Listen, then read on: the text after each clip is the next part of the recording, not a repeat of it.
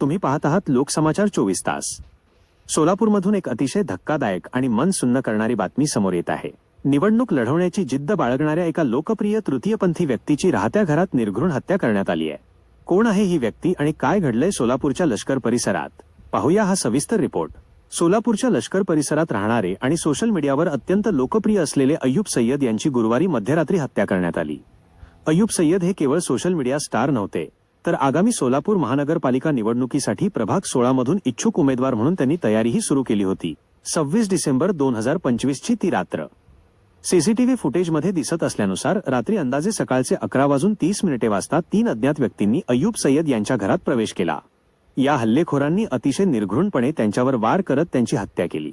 शुक्रवारी दुपारी जेव्हा ही घटना उघडकीस आली तेव्हा संपूर्ण परिसरात एकच खळबळ उडाली।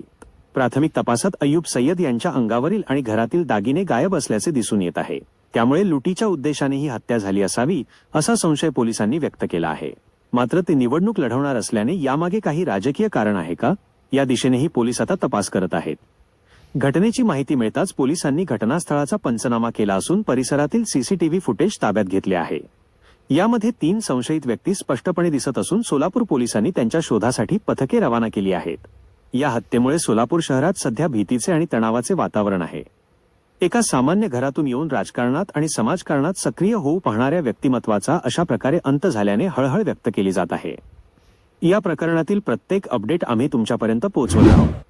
अशाच सडेतोड आणि वेगवान बातम्या पाहण्यासाठी लोकसमाचार 24 तास या आमच्या YouTube चॅनलला आत्ताच सबस्क्राईब करा। ही बातमी आवडली असल्यास लाईक करा आणि जास्तीत जास्त शेअर करा।